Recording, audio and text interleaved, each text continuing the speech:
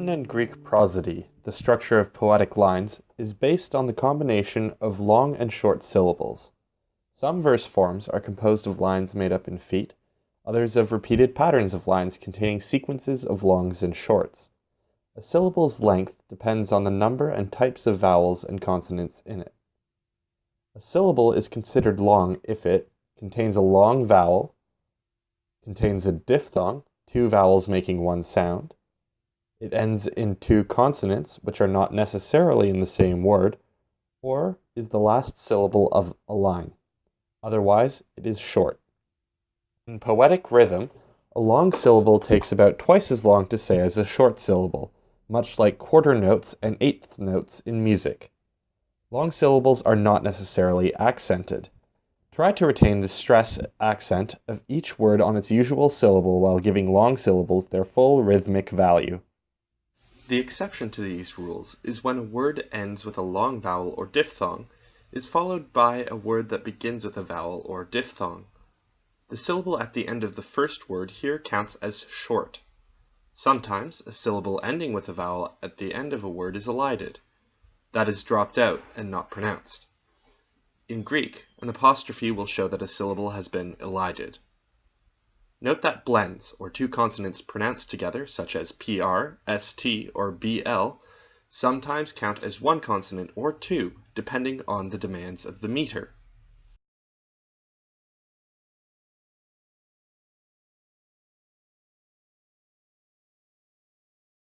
At the senior level, oral readers at the Classics Conference recite passages in verse. In a poetic rhythm, a long syllable takes about twice as long to say as a short syllable, much like quarter notes and eighth notes in music. Long syllables are not necessarily accented. Try to retain the stress accent of each word on its usual syllable while giving long syllables their full rhythmic value. Latin and Greek epic poetry was composed in a meter called Dactylic Hexameter. Its name shows its composition of 6 feet of dactyls or spondees. A dactyl, from the word finger in Greek, is composed of a long followed by two shorts. Long, short, short. A spondee is composed of two longs. Long, long. The sixth and last foot in a line is always a spondee. The fifth foot is almost always a dactyl. The first 4 feet vary between dactyls and spondees.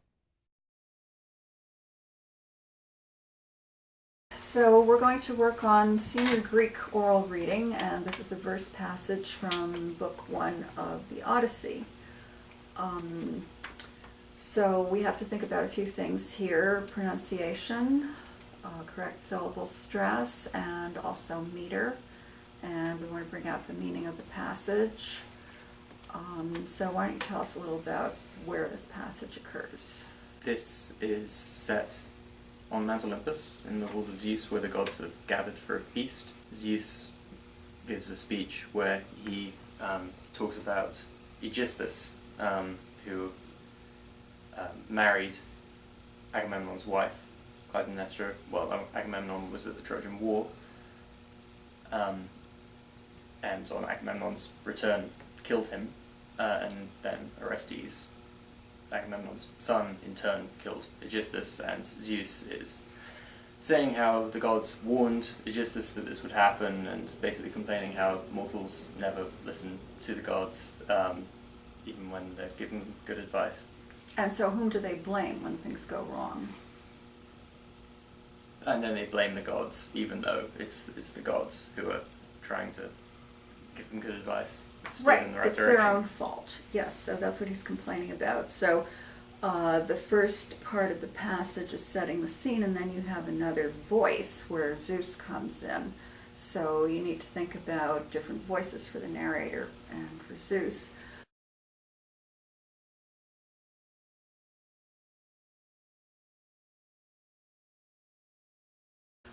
So let's just work on some technical things first. What do we know about what syllable to stress in an ancient Greek word? It will have an accent on it. Right, okay, and that's harder than it looks to actually stress all those, but at least the stress is marked clearly for you.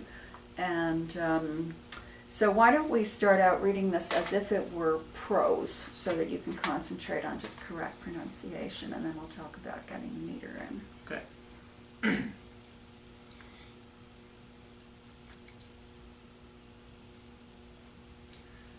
Enthoge terpetodai teparemenos. Hoide de aloi zenos enim megaroisin olympeu athroi esan. Toise demuthon erche pater andron tetheonte. Mnesato gar katathumon amumonos aegistoio. Ton ragamemnonides teleglutos ectan orestes. Tu hoge pimnesthes epe athanatois meteuda. Okay, really good.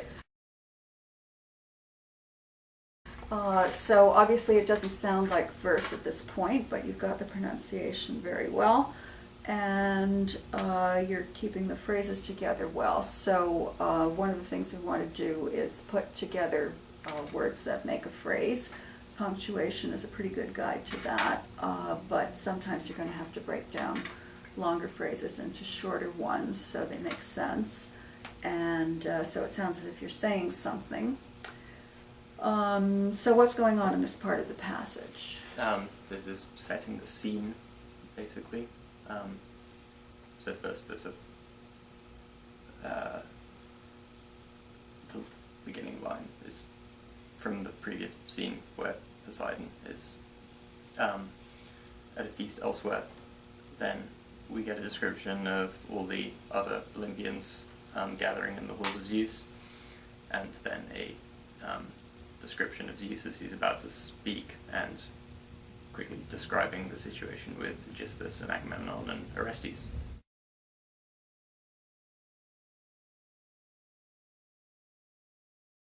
So let's just work on the first 3 lines for scansion. What meter is this? Dactylic Hexameter. Right, and so we're going to break the line down into 6 feet, which are either dactyls or spondies. And we won't go over the details of that right now, but rather can you go through and mark the long and short syllables and break up the first 3 lines.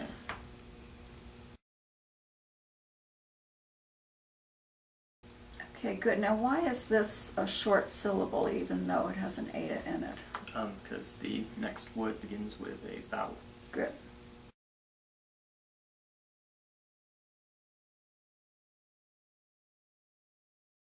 Okay, good. Why don't we just do those 2 lines? So you've got them scanned correctly. That's great. Now I'd like you to read them just concentrating on the meter, okay? Not worrying so much about the syllable stress or what they actually mean. Enth hoge terpetodai teparemenos.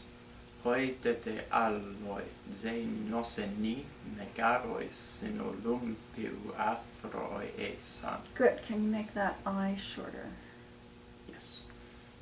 Zenoseni megarois in olympiu athroi esan. Great. Okay, now can you try to put those both together so that you're doing the meter but also stressing the right syllables? Enth hoge terpetodai teparemenos. Hoide de alloi zenoseni megarois in olympiu athroi esan. Good. Okay.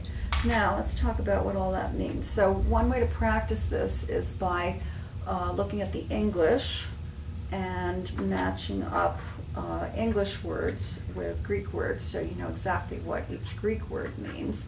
And then you can also practice reading the English out loud, and that will allow you to think about things like interpretation and different voices without having to worry about the technicalities of the Greek. So why don't you first just read those 2 lines out loud in English? There he sat at the feast and took his pleasure. Meanwhile, the other Olympian gods were gathered together in the halls of Zeus, Okay, good. And you were doing a nice kind of introducing a story voice there. So eventually that's the kind of thing we want to bring out in the Greek. So let's match up Greek words with English words. Okay. Can you tell me what each Greek word means? Definitely for the second sentence, the first one, maybe not so much.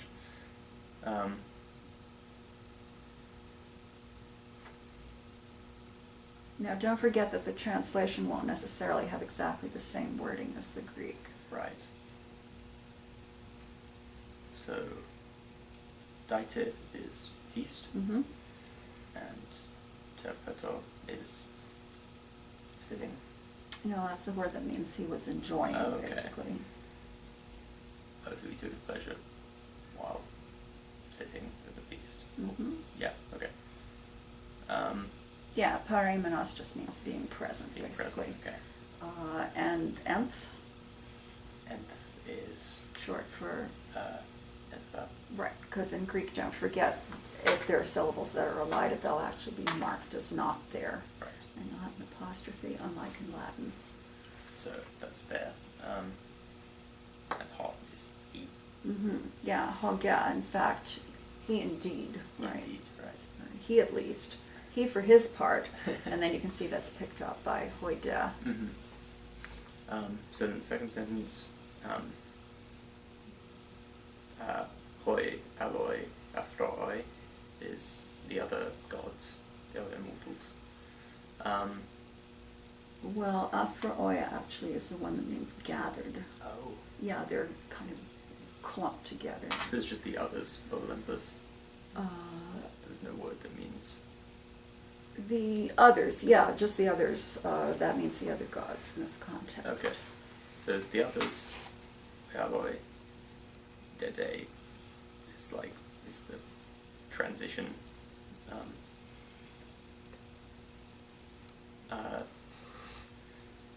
Megaroisin is the halls. Mm-hmm. Xenos of Zeus, of Olympian Zeus, Mhm. right? And it's just they were as the Olympians. Right. And it was in. Okay, and the phrasing is pretty obvious here. You're just going to go by the punctuation, I think. Do you see any places where you want to break, or do you want to carry over from the first line to the second line?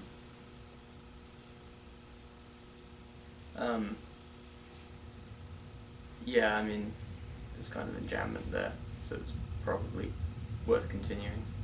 And I can take a short breath there, maybe.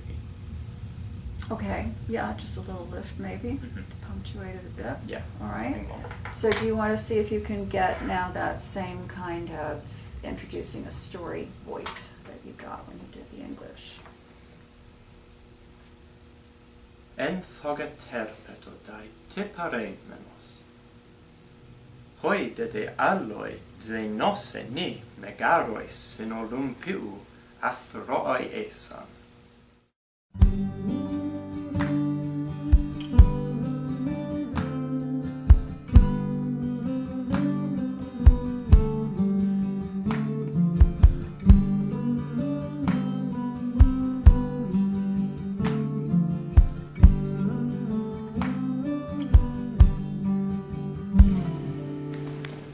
Assassin we are!